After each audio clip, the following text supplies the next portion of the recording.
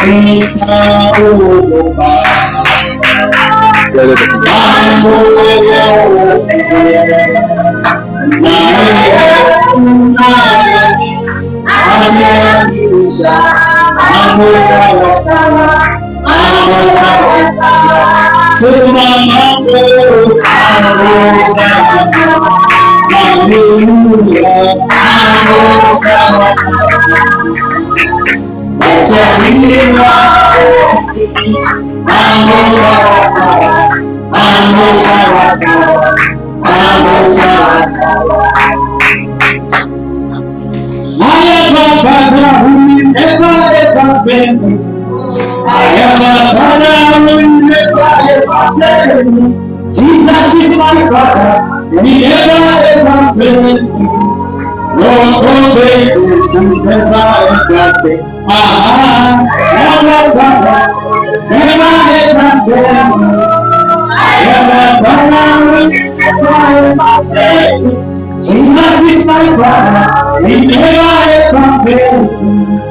No promises, He never fails. Nguvu ya nguzo katika madhabahu ya Mungu. Nguvu ya nguzo katika madhabahu ya Mungu na thamani yake.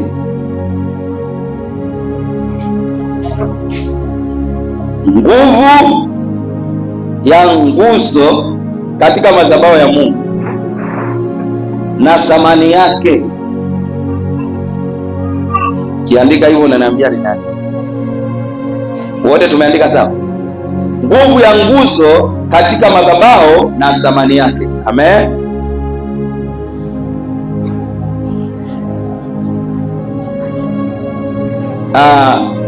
Nguvu ya nguzo katika madhabahu ya Mungu na thamani yake. Amen.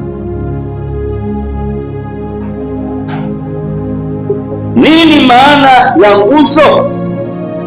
Nguzo ni chombo kinachoshikilia mahali kama jengo ama kushikilia vitu vingine visianguke, viweze kusimama. Nguzo ni chombo au muhimili unayesimama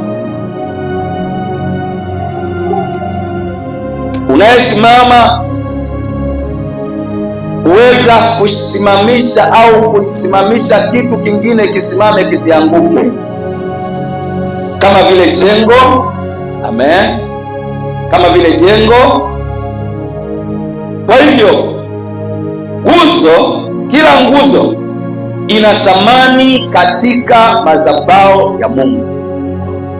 Kwa hivyo kila nguzo ina thamani kubwa katika madhabahu ya Mungu. Amen. Sasa uzuri kabisa, katika jengo letu kuna nguzo. Amen. Nitaanza mfano mzuri kupitia jengo letu. Amen. Napozungumzia nguzo katika madhabahu ya Mungu na umuhimu wake katika madhabahu ya Mungu, yaani ule uthamani wa nguzo. Kila nguzo ina thamani katika jengo ili tulilo nalo hapa. Amen. Sasa hivi kwenye hili jengo kuna nguzo ya katikati. Hii ni nguzo kuu. Amen. Ambayo imeshikia jengo kukamata mwamba wa kati. Sasa hii nguzo kuu imesimama kulishikilia jengo letu kwa katikati, lakini nguzo kuu pia imechipusha nguzo zingine huku pembeni ziweze kukamata hema letu liweze kuitwa hema. Na kila nguzo iliyoko katika hili jengo ina thamani. Amen. Kila nguzo ina thamani. Tunaiona hii ya katikati, isingekuwepo hapo ungetokea kitu kingine. Kwa hiyo ina thamani. Kila nguzo iliyoko hapa, iwe nyembamba, iwe nene, iwe fupi, haiwezi kasema mbona wewe ni mfupi, mbona wewe ni mnene, mimi ni mfupi. Haiwezi kumwambia mwenzake namna hiyo. Kwa hiyo kila nguzo mahali ilipo ina thamani yake, ina umuhimu na uthamani wake. Kwa hiyo kila nguzo lazima ijue umuhimu wake na uthamani wake. Amen. Ndivyo hivyo katika kanisa la Kristo. Yesu alikuja kama nguzo kuu. Yesu alikuja kama nguzo kuu, na alipokuja akachagua wengine 12 akawaita mitume. Biblia inasema akawatuma waende kila mahali ambapo alipaswa kwenda kabla, akawatuma waende kabla. Twende katika Luka 6. Luka 6 mstari wa 12. Nazungumzia nguvu ya nguzo na umuhimu wake katika madhabahu ya Mungu. Ikawa siku zile aliondoka. Tumefika wote katika Luka 6:12 mstari, si ndio? Tumefika wote katika Luka 6 mstari wa 12. Nitasoma hapo mpaka pale itaishia, utaona nimeachia hapo.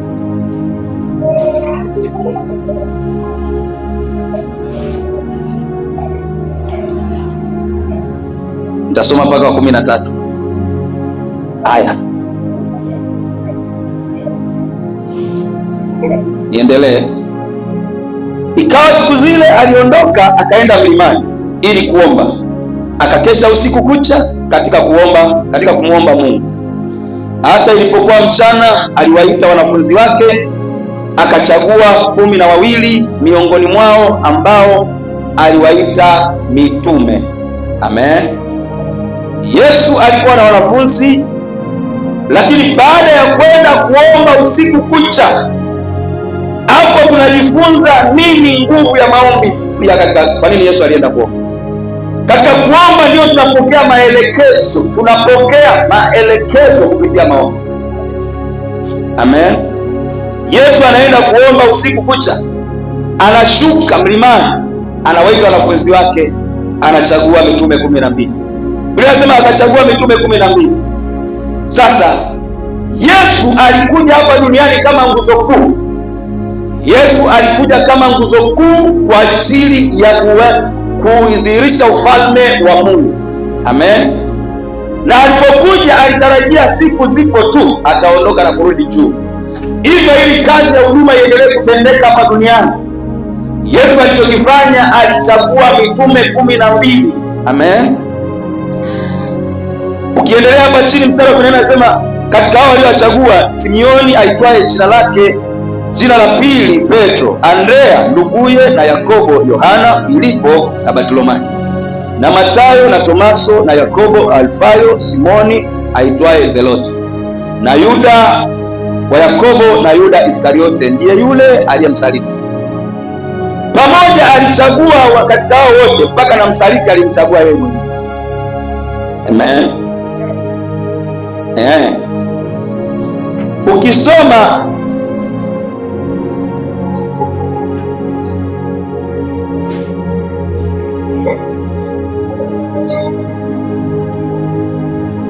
aliwachagua hawa 12 ili kwa ajili ya kusimama kwa ajili ya kazi, kwa ajili ya kuitenda kazi pamoja naye.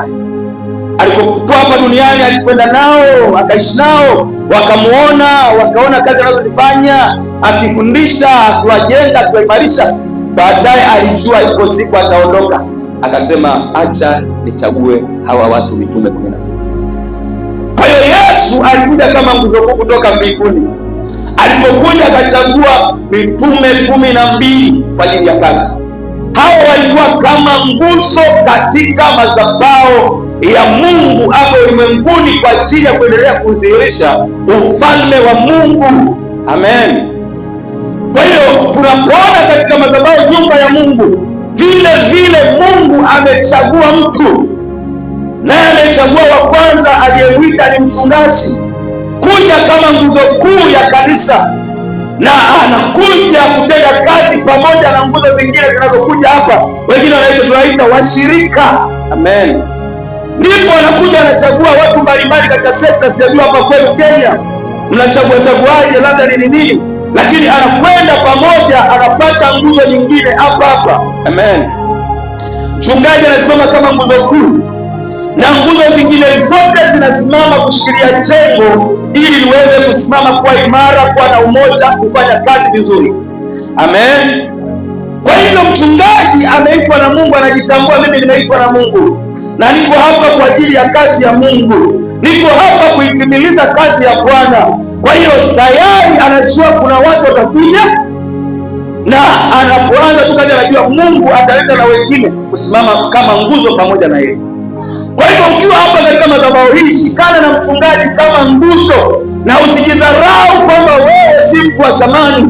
Wewe ni nguzo ya zamani katika madhabahu hii ya Mungu ambayo umesimama hapa. Amen. Kwa vile jinsi ulivyo, usimdharau mwenzako wala usimshushe mwenzako. Wewe ni nguzo katika madhabahu ya Mungu, na kila nguzo ina thamani. Ndio maana hii hapa hivi kusema wewe umekaa hivi umepinda ufai. Hapana, hii katikati tunaona imepinda. Ikitokea moja ikisema angalia ulipopinda. Ni ajabu sana katika ushirika, kama mmoja anaimba naenda viwango vya juu, mmoja anakuja anasema kiangalia kinapojidai kinaimba. Haujatambua thamani yako na hujajua thamani ya nini Mungu amefanya kwenye maisha yako. Mungu amekuchagua wewe, amekuchagua uwe nguzo katika madhabahu. Madhabahu ichanue, lazima usimame kutangaza habari za madhabahu yako. Ni ajabu sana kukukuta kule nje unaisengenya madhabahu, unasengenya mtumishi wa Mungu, unamsengenya mshirika wenzako, unasengenya kanisa, alafu kesho unakuja mchungaji unasema anahitaji kuombewa, jamani, apate mke mzuri, apate watoto wazuri, apate kazi nzuri. Utachukua laana. Tunaelewana? Utachukua laana, utaweza kupata baraka. Nguvu ya nguzo katika nyumba ya Mungu na umuhimu wake na thamani yake. Kila nguzo ina thamani. Wewe ukiwa ni mwimbaji unaweza kuimba mpaka ukashusha uwepo. Usimdharau mwingine. Wewe umekuwa na uwezo wa kusoma vizuri, usimdharau yule mwingine, maana wewe si ndiye uliyemchagua, bali Mungu ndiye aliyemchagua vile alivyo. Kumbuka, Mungu amekuchagua ukiwa vile ulivyo. Amekuchagua ukiwa uzuri kuongea vizuri, amekuchagua ukiwa uzuri kuomba vizuri. Hivyo amekuchagua, anataka kuimarisha ni yeye. Mungu amekuchagua kutoka kwenye jamii yako. Wewe usimame kama nguzo ama bendera ambayo umesimama kuimarisha ukoo wako na familia yako. Kwa hiyo usijidharau, wewe ni nguzo ya thamani. Ndio maana mtaokolewa ukoo wenu wote. Ni wewe umeokoka. Mimi unayeniona hapa, mimi peke yangu ndio nimeokoka katika familia, na Mungu ashukuriwe akatuokoa kila mmoja kwenye ukoo. Nilikuwa na kaka yangu wa kwanza wa ukoo, alikuwa ni Pentekoste, ameokoka. Alikuwa na kanisa sehemu hapo Kilimanjaro. Lile kanisa ukiliona, nilikuwa napita hiyo miaka, nikiliona kanisani, nikiliangalia nasema yani huyu anapoteza muda kweli. Kanisa kimekaa kama kinataka kufa sasa hivi, naanguka. Nasema huyu amepoteza muda. Lakini kumbe nacho kisema kinakuja kunipata. Kinakuja kunipata. Ghafla nakuja mimi nimeokoka. Yaani yule ambaye nilikuwa namsema vibaya na kanisa lake, yeye amenialika kwenda kuhubiri kanisa kubwa, ameshajenga na watu wengi. Lakini alivyoanza kwa shida, alivyoanza kwa tabu. Ukijitambua wewe ni mguso katika madhabahu ya Mungu na Mungu amekuchagua, hauwezi ukarudi nyuma. Hata ije vita ya maneno, hata ije vita ya njaa, hata ije vita ya magonjwa, hata ije vita ya kudharauliwa, utataka kukipenda mbele daima. Ukijitambua wewe ni mguso. Kila nguzo ina thamani katika madhabahu. Nguzo nyingine ni waombaji, zidharau. Ukiwa ni muombaji, hata kama unaombea nyumbani kwa siri, wewe ni wa thamani. Endelea kuombea taifa, endelea kuombea ndugu zako, endelea kuombea kanisa. Mungu atakulipa usipozidharau. Wewe ni nguzo ya thamani. Usidharau, usijidharau. Mimi sina kazi ya kufanya kanisani. Wewe una kazi. Kuja hata kukaa hapo na kusikiliza, hiyo ni kazi, ni nguzo. Na una uwezo wa kwenda kumwambia mwingine neno moja tu. Amen. Shida, sema shida. Shida. Shida. Twende kwenye Hosea.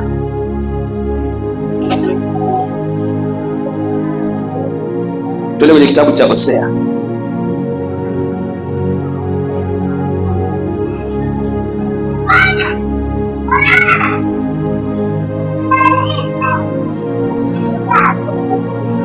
Ewe ni nguzo wa thamani kwenye madhabahu ya Mungu. Katika ukoo wako, katika taifa lako, katika kijiji chako, wewe ni mtu wa thamani, ni nguzo ya thamani. Usijidharau kazini kwako, wewe ni nguzo pale kazini. Waambie Yesu ni Bwana, Yesu ni mfalme. Kwenye daladala waambie Yesu ni Bwana, Yesu ni mfalme. Siku moja kuna baba mmoja alikuwa anahubiri Arusha. Anahubiri mtaani kama hivi na spika yake. Anahubiri, watu wanamuona kama mwenda wazimu. Anahubiri kila siku pale mahali. Siku ya siku amemaliza kuhubiri akasema, wenye magonjwa wote wanaweza kupita wapite, kama popote ulipo. Haya, amini tuombe. Wakati anaombea wagonjwa, ikaja gari taxi, ikapita kidogo, ikasimama, akatulia. Kati anaomba, amemaliza, gari ikawashwa, akaenda. Kumbe yule jamaa alikuwa ni tajiri na ana ugonjwa wa kisukari. Kumbe siku ile alipokea uponyaji wake. Muda si muda akaja pale mahali yule jamaa anahubiri. Akauliza, huyu jamaa alikuwa anahubiri hapa anakaaga wapi? Wakamwambia anatokeaga huku hivi na kila mara anakujaga. Siku ya siku akampata. Alipompata akamchukua akampeleka nyumbani. Fika nyumbani akampatia taksi moja. Akampa taksi. Ile taksi aliyoipata akaja nayo Morogoro. Akaabudu kanisa moja kubwa sana na jamaa mmoja. Yule jamaa akaitamani gari yake ampe aiuze apate hela afanye vitu fulani. Hili nayo ilikuwa kali. Mungu anabariki usijitambua wewe ni nani. Unafikiri baraka zinakuja ambapo mtu ajitambui? Uponyaji au mahali ujitambue. Lazima ujitambue kwamba mimi ni mgonjwa na Mungu anaweza kuniponya. Lazima ujitambue kama nguzo. Kama ni kuhubiri barabarani, masokoni, hubiri sana. Wewe ni nguzo ya thamani hapa kanisani. Usimwone mtu anafanyia kanisani unasema wewe umekosa kazi. Wewe ni nguzo ya muhimu hapa kanisani. Kupamba madhabahu ni nguzo ya thamani. Kusimamia watoto na utaratibu wa kanisa ni nguzo ya muhimu katika kanisa. Shida watu wengi wamejisahau. Twende katika kitabu cha Hosea 7 sura ya 8. Sikia kitu kimoja kinacholeta uharibifu na kujiondoa katika madhabahu au kujiondoa mbele za Mungu. Baada ya Efraimu, Mungu alimkubali akampatia kibali. Akampa kibali cha kusimama kama nguzo, asimamie Israeli na kuongoza pia. Efraimu, Biblia inasema hivi, mstari wa 8. Efraimu alichanganya na mataifa Efraimu ni mkate usiyegeuzwa, wageni wamekula nguvu zake, naye ana habari. Naam, nywele za mvi zimeanguka huko na huko juu yake, naye ana habari. Na kiburi cha Israeli chamshuhudia mbele ya uso wake. Hata hivyo hakumrudia Bwana Mungu wao, wala hawakumtafuta kwa ajili ya hayo yote. Pointi yangu ya msingi, mstari wa 8 mpaka wa 9 ndio ya msingi zaidi, lakini pia ya 10 ni ya muhimu. Lakini hapa nini kinachopelekea sisi tunaweza kupoteza ule usamani kama nguzo shambani mwa Mungu? Ni ile hali ya kujichanganya na wa mataifa. Efraimu alijichanganya na mataifa. Tunapozungumzia mataifa, ni ile Israeli kujiondoa kwenda mpaka nje, kuvuka kwenda kwenye mataifa labda ya Kirumi, ilikuwa ni kujichanganya. Sasa leo mambo ya kiroho, sisi tukijichanganya na watu wasioamini, tunaketi chini tunaanza kutoa siri za madhabahu yetu wenyewe.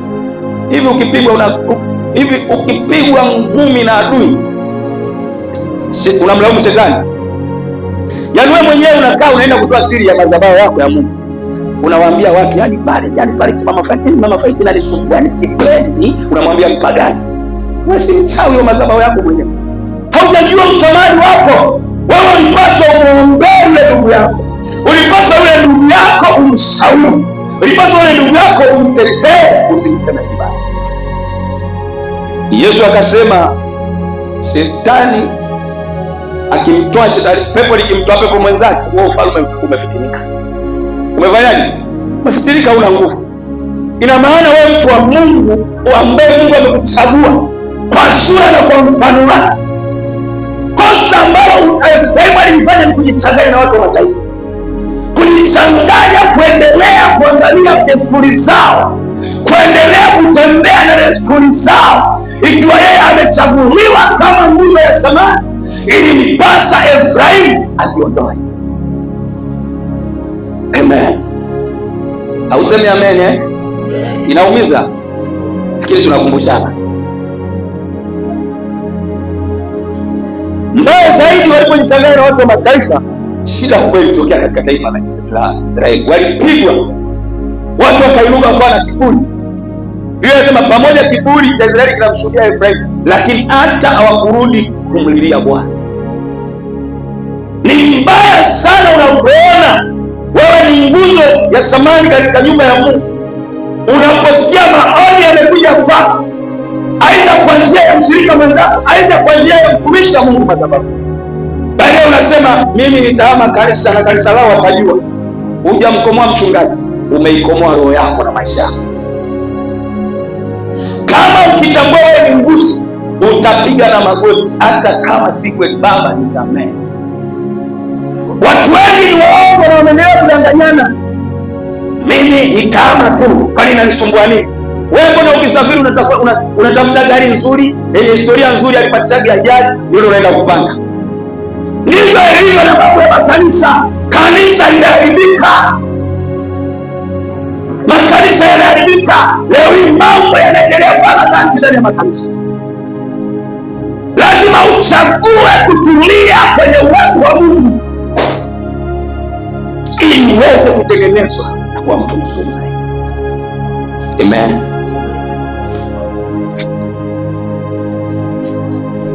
Shida,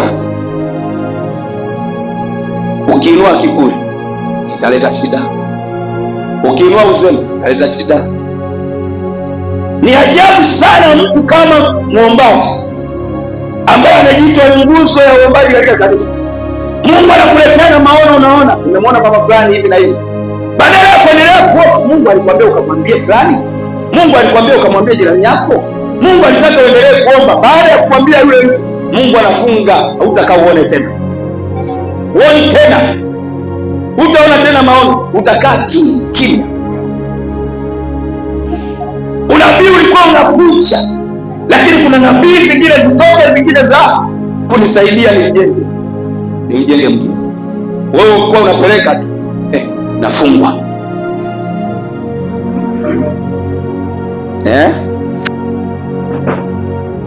Nguzo katika madhabahu ya Mungu na umuhimu wa nguzo. Tunamwona mtu mmoja anaitwa, huyu anaitwa ni Haruni. Alikuwa na mtu mmoja anaitwa Huri. Hawa walitambua kuwa ni nguzo kamili juu ya kumtegemeza hata Musa mtumishi wa Mungu. Baada ya Musa anaenda kupigana vita vikali,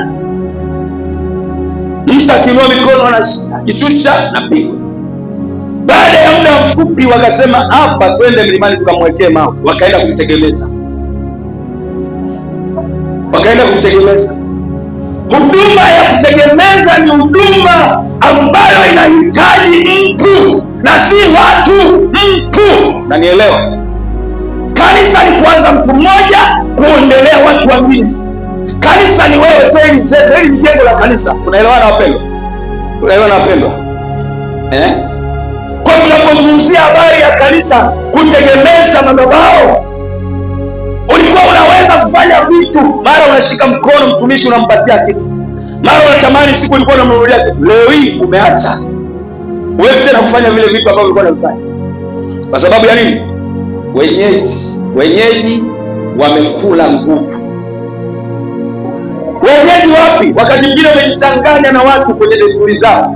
Kuna watu walishakufa hapo makanisani, nikuhakikishie, wako huko kwenye majumba ya madhabahu za Mungu, wako makanisani wamekufa, wanatembea wameshakufa. Atakushauri, atakwambia hata mchungaji usipokelee mkoba, hata mchungaji askaili yote, atakuua. Atakwambia mchungaji aende afanye kazi. Kama kuna kitu mnataka mpoteze na mwangamie, mruhusu huyu mchungaji endelee kama akafanye kazi. Yeye mruhusu. Kama kuna jambo la juhudi kama huduma katika kanisa ambalo unapaswa kulifanya, sikiliza, ninaongea tarehe 30 mwezi wa 3, mwisho wa mwezi wa 3. Kama kuna kitu kibaya na cha muhimu kukitendea kazi, ni kuruhusu Rafaela mchungaji awe na kazi kule afanye, ataingiza hela hivi na hivi. Wewe uko hapa mbele, umetoka kufanya nini hapa mbele? Baada unakuja mchungaji anahubiri madhabahu, nasema leo mpaka kulikuwa hamna. Mchawi wewe, laana zitakuua. Ugeuke uende umuombe Mungu na ujitahidi ufanya vitu kwa ajili ya madhabahu, kwa ajili yake na kwa ajili ya familia ya chakula. Apige magoti aombe masaa yote.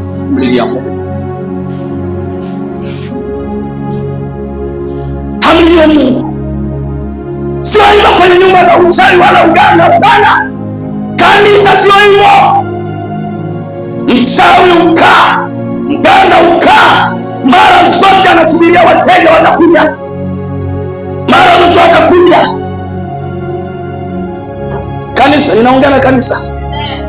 Roho asema na wewe siku ya leo kanisa, usiruhusu na kufurahia. Ikiwa ni wakati, wewe ni wakati, na ufike mahali upite. Msimame, mtegemeze.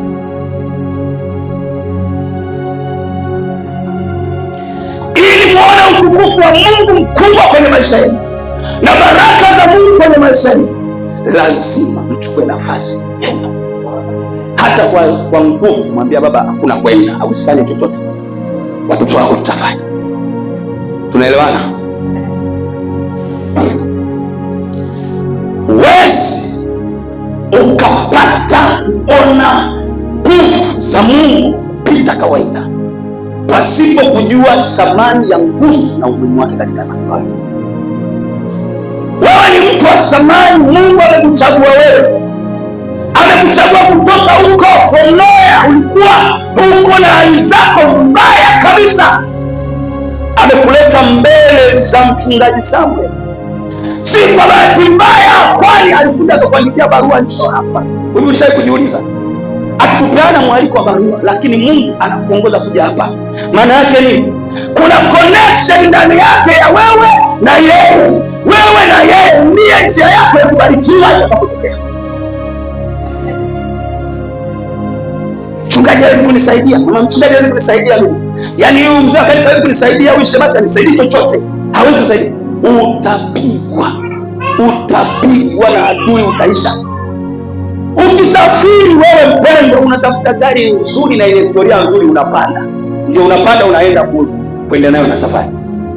Leo Mungu akawapa madhabahu nzuri na utukufu wa Mungu unashuka na uwepo wa Mungu uko hapa na watumishi wa Mungu wako hapa. Hapa mmejaa watumishi wa Mungu hapa. Endeleeni kumwita Mungu, wala msiwe na hofu, wala msiwe na uoga. Nimekuja niwaambie siku ya leo, msiogope, maana Mungu yuko pamoja nanyi ili awapiganie na kuwatetea siku zote za maisha yenu.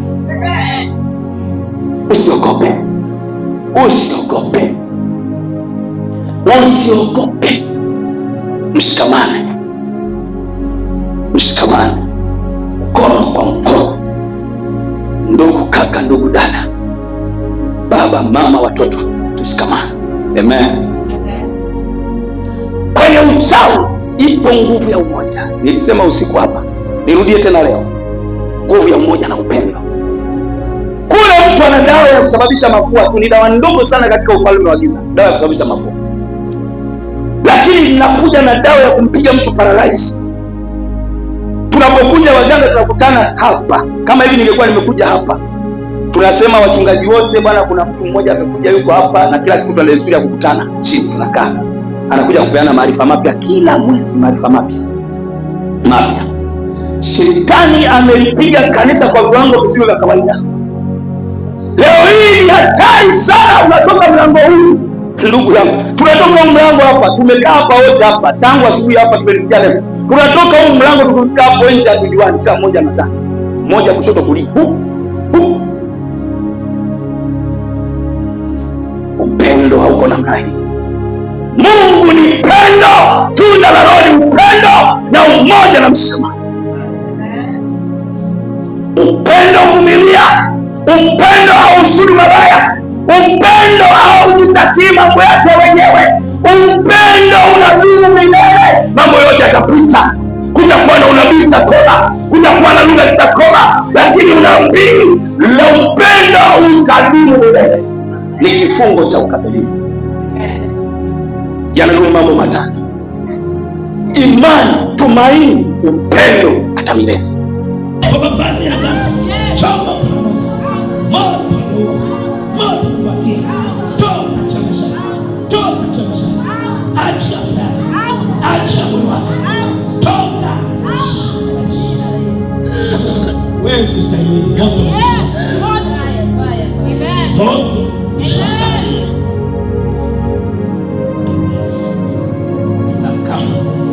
Kila kutoka kwenye tumbo yayuka, yayuka, kila kutoka kwenye tumbo yayuka, yayuka, kila uchafu yayuka, kila hisi, kila uchafu, kila udama yayuka, yayuka moja. Moto, moto, moto, moto, moto, unatibua hiyo kiorora kichwani, hizo kamba za mauti zinatibuka, zinavunjika, hizo nira zinapasuka, nira za mauti pasuka, pasuka, pasuka, pasuka, toka mchezo. Fungo vya maagano, makaburi ni maji ya panda kwenye miti mikubwa, maji ya mbingu, kwa jina la Yesu na uachilie moto kwa jina la Yesu, katika jina la Yesu, katika jina la Yesu. Achilie operation ya moto, operation ya moto kwa jina la Yesu, moto kwa jina la Yesu, moto uishi, moto uishi, funga moto kwa jina la Yesu. Iwe ni chakula kilichotambikiwa kwenye siku za sherehe, ni chakula kilichotambikiwa misimu kwenye misiba, chakula kilichotambikiwa kwenye uchawi, ili kulisha, kufunga na kuleta mauti kwenye maisha yake, na isambaratisha hilo agano katika jina la Yesu Kristo. Kuanzia leo sharo mzima yako unamkomboa kwa damu ya Yesu Kristo, na mrejesha kutoka utumwa wa mateso, na mrejesha kutoka utumwa wa maagano ya urithi mbaya, toka kwenye majabali, toka makaburini, toka majiambani, kwenye vyumba vidogo walikomfunga kwa majina ya mabibi na maagano ya mababu. wakatamka huyu ni wa kwetu, asili yetu, kwamba akasimama kwenye dhambi na uchawi, unamtoa katika jina la Yesu. Usingizi wa makaburini unamtoa ushauri katika Yesu. Namwita katika jina la Yesu. Namwita kwa jina la Yesu Kristo kutoka huko. Tunamkomboa kwa damu ya Yesu Kristo. Ile damu ni moto iliyomwagika msalabani. Damu ya Yesu ile mbichi hata leo inanena na inyunyiza juu ya utosi wake. Ikanene mema mwili mzima. Ikanene uzima, ikanene ulinzi. Ikanene ukombozi, ikanene utakaso. Ikanene kubariki na kutawala katika jina la Yesu Kristo. Amen. Shalom. Shalom. Katika jina la Yesu.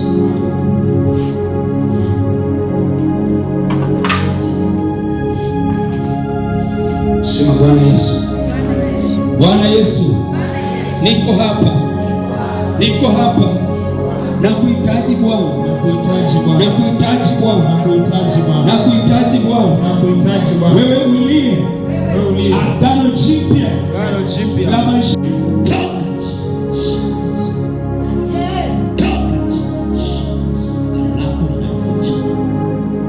Stori zako ninazivunja. Hizo stori ndizo nazivunja kwa jina la Yesu. Toka kwa jina la Yesu. Hilo agano nalivunja. Hilo agano nalivunja.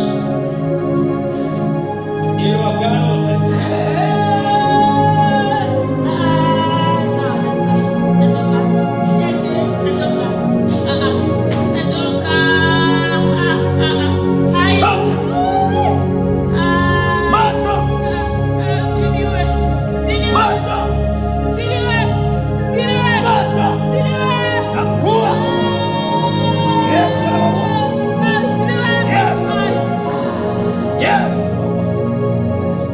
Yes, anatoa